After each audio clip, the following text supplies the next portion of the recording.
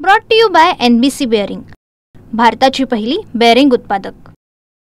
स्थानिक स्वराज्य संस्थांच्या निवडणुका जवळजवळ 9-10 वर्षांना लागलेल्या आहेत आणि कोल्हापूर जिल्ह्यामध्ये आता 13 ठिकाणी नगरपालिका नगरपंचायतीच्या निवडणुका आहेत। आता यामध्ये आमच्या राज्य पातळीवरून सन्माननीय मुख्यमंत्री देवेंद्रजी फडणवीस साहेब आणि आमचे प्रदेश अध्यक्ष रवींद्र चव्हाण साहेब यांनी ज्याप्रमाणे सूचना केल्या होत्या की त्यांनी सांगितले की शक्यतो महायुती बरोबर आपण निवडणुका लढवा, एखाद्या ठिकाणी जर महायुती होत नसेल किंवा आघाडी होत नसेल तर आपण मैत्रीपूर्ण निवडणूक लढवा, अशा सूचना होत्या। मला कोल्हापूर जिल्ह्याचा प्रभारी म्हणून माझी इथं नेमणूक केलेली आहे। गेले 8 दिवस सर्वच नगरपालिकातील असणारे आमचे भारतीय जनता पार्टीचे प्रमुख मंडळी, इच्छुक नगरसेवक यांच्या मुलाखती घेणे, त्यांच्याशी चर्चा करणे, या सगळ्या प्रक्रिया सुरू आहेत आणि या मला वाटतं या 17 तारखेपर्यंत चालूच राहतील। परंतु 2 दिवसापूर्वी सन्माननीय चंद्रकांत दादा पाटील आमचे भारतीय जनता पार्टीचे वरिष्ठ नेते तेही 1 दिवस कोल्हापूरमध्ये होते। त्या दिवशी 13च्या 13 ठिकाणी आपण कशा पद्धतीनं पुढे जायचं याचं जे होमवर्क आम्ही तयार केलं होतं त्याच्यावर काही कच्ची पक्की चर्चा झालेली आहे। ज्याचा विषय आपण आता काढला त्यामध्ये विशेषतः गडिंग्लजमध्ये आम्ही स्वतंत्र निवडणूक लढवावी भारतीय जनता पार्टीची, असा आमच्या सर्व कार्यकर्त्यांचा आग्रह होता। परंतु पहिला एक प्रवाह आला ज्याच्यामध्ये राष्ट्रवादीसोबत आपण जावं असा एक प्रवाह होता आमच्याच लोकांच्यामध्ये। महायुतीचेच घटक असणारे सन्माननीय आमदार विनय कोरे साहेब यांनी तिथं जनस्वराज्य, जनता दल आणि भारतीय जनता पार्टी अशी आघाडी व्हावी असा एक प्रस्ताव मान्य चंद्रकांत दादांच्या पुढे दिला आणि तो त्या दिवशी मान्य झाला आणि त्यानुसार जाग्यांच्या देवाणघेवाणाची चर्चा सुरू झालेली आहे। अजून नक्की निश्चित झालेली नाही, परंतु गडिंग्लज शहरामध्ये भारतीय जनता पार्टी, जनता दल आणि जनस्वराज्य अशा पद्धतीच्या आघाडीनं आम्ही सामोरं जात आहोत। या 13 नगरपालिकांमध्ये 7 ठिकाणी आम्ही भारतीय जनता पार्टी आणि महायुती म्हणून आमचे उमेदवार नगराध्यक्षपदासाठी आम्ही ही निवडणुका लढवत आहोत। आम्ही कुणातरी सोबत महायुतीत आहोत, परंतु नगराध्यक्षपदाचा उमेदवार हा आमचा नसणार आहे, अशी साधारण आत्तापर्यंतची जी आमची तयारी आहे ती आत्तापर्यंत इथपर्यंत तयारी झालेली आहे। बाजूच्या मतदारसंघात चंदगडमध्ये 2 राष्ट्रवादी एकत्र येऊन त्या ठिकाणी निवडणूक लढवण्याचा प्रयत्न करतात, भाजपला एकाकी पाडतात आणि गडिंग्लज मात्र मुश्रीफ साहेबांना एकाकी पाडण्याचा प्रयत्न केला जातो का? तशा प्रकारची काही हे पहा, गडिंग्लजमध्ये आम्ही एक हातीच आम्ही निवडणूक लढवणार होतो।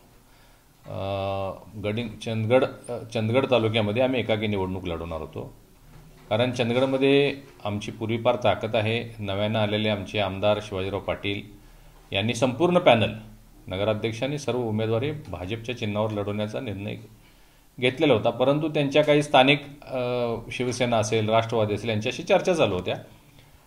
अचानकपणानं 2 राष्ट्रवादी एकत्र झाल्यामुळं थोडीशी त्याची चर्चा वेगळी झाली, परंतु त्याच्या झाल्यामुळं गडिंग्लजवर परिणाम झाला किंवा त्याचा प्रभाव झाला असा कोणताही विषय नाही आहे। चंदगडचा विषय स्वतंत्र आहे। गडिंग्लजचा विषय जो आहे तो मी सांगितल्याप्रमाणे मुश्रीफ साहेबांनी आम्ही एकत्र गेलं पाहिजे अशा पद्धतीचा एक प्रवाह भाजपमध्ये होता, परंतु कोरे साहेब आणि चंद्रकांत दादा यांची चर्चा झाल्यानुसार तिथं आता बदल झाला आणि आम्ही वेगळी आघाडी करत आहोत। बोलताना कितपत ताणवायचं यावरती वक्तव्य केलं, सोहळ्याची तयारी कार्यकर्त्यांना करायचा एक संदेशच त्यांनी दिलेला आहे, कसं काय होणार आहे काय? हे बघा, कालचा जो मुश्रीफ साहेबांचा मेळावा झाला आणि त्यातलं जे त्यांचं स्टेटमेंट होतं हे इचलकरंजी नगरपालिकेपुरतं होतं।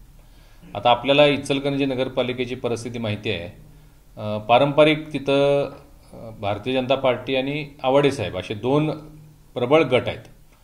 गेल्या वर्षी जर आपण सगळे नगरसेवकांची संख्या बघितली तर मेजर संख्या ही भारतीय जनता पार्टीच्या आणि आवाडे गटाचे नगरसेवक तिथं आहेत। राष्ट्रवादी आणि शिवसेना यांची संख्या आहे पण कमी आहे। आता मी सांगितल्याप्रमाणे महायुती म्हणून आम्ही निवडणुकीला सामोरं जात आहोत।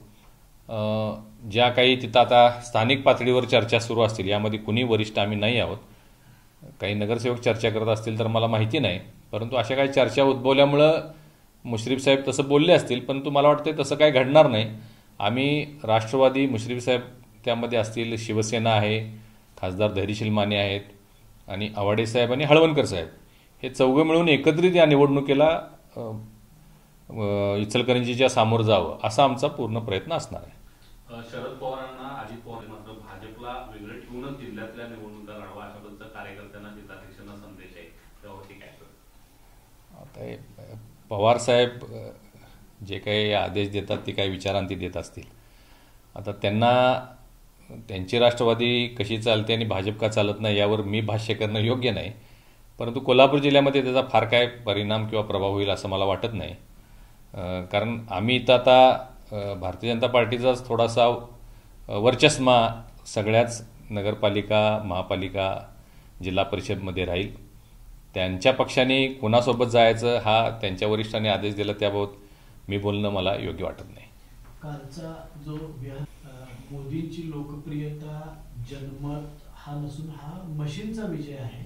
महाराष्ट्रात जे घडलं तेच बिहारमध्ये त्यांनी घडवलेलं आहे आणि आता इथून पुढच्या निवडणुका या भाजप कार्यालयातच घ्याव्यात अशा पद्धतीचे वक्तव्य बच्चू कडूंनी केलेलं आहे. आता गेले 10 वर्ष आपण हे सगळं ऐकत आलेलो आहे.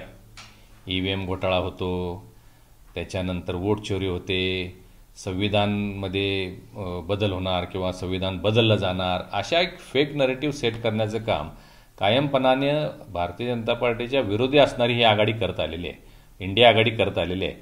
परंतु लोकांमध्ये जाऊन लोक का भारतीय जनता पार्टीला मदत करतात, मतं देतात, याचंही त्यांनी आत्मपरीक्षण करणं गरजेचं आहे.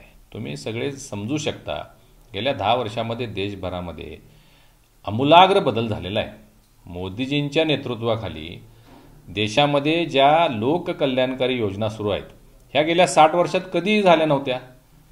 PM आवास योजना असेल, PM किसान सन्मान निधी असेल, घरकुल योजना आहे, गॅसची योजना आहे, शौचालयाची योजना आहे, महिलांसाठी योजना आहे, शेतकऱ्यांसाठी योजना आहे, युवकांसाठी योजना आहे, एवढ्या योजना सुरू आहेत. शिवाय अन्नधान्य मोफत दिलं जातं आणि यामुळं लोकांच्या मध्ये प्रधानमंत्री मोदीजी लोकप्रिय झालेले आहेत, त्यांच्या योजना लोकप्रिय झालेल्या आहेत, म्हणून लोक त्यांच्याकडे आकर्षित होतात. विकास कामं मोठ्या प्रमाणात देशभरात सुरू आहेत.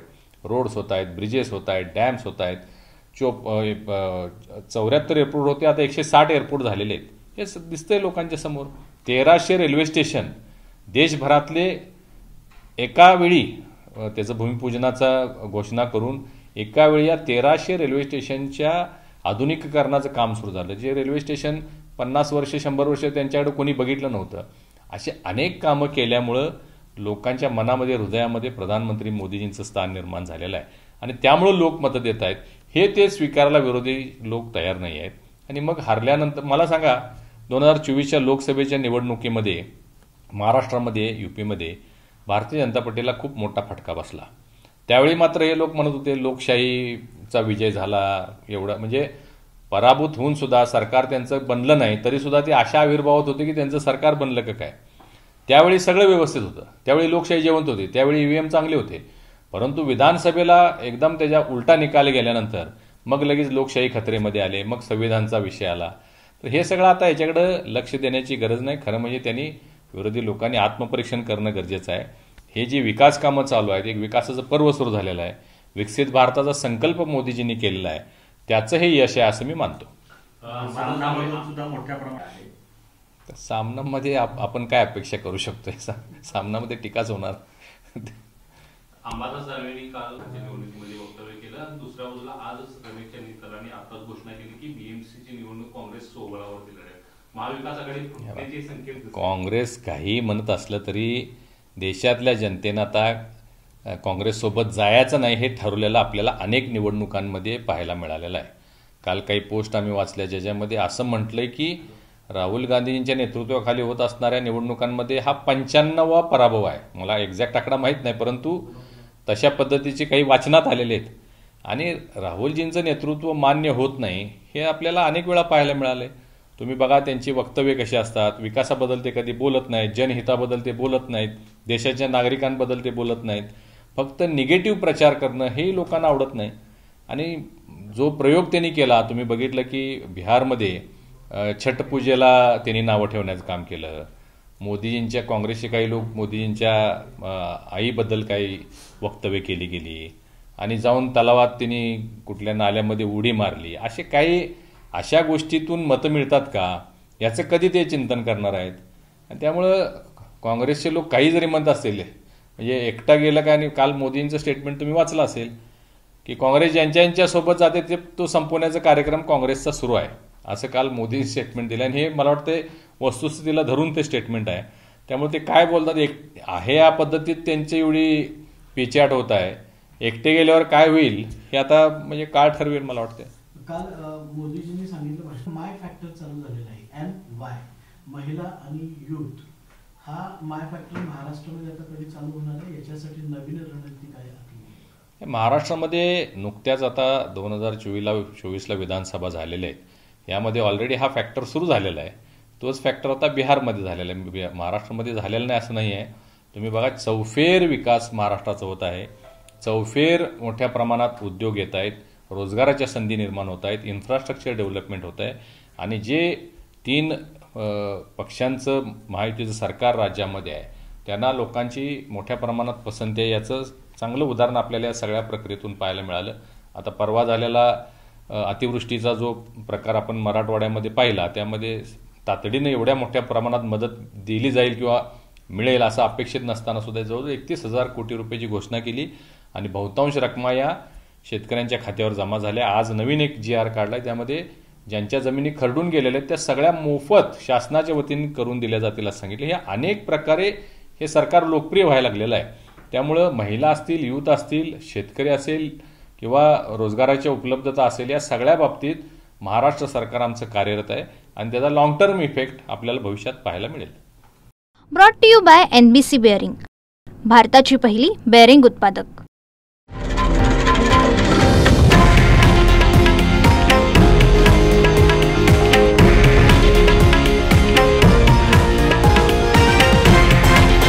हे आहे देशातील नंबर 1 न्यूज नेटवर्क आणि आपण पाहत आहात TV9 मराठी, एकमेव.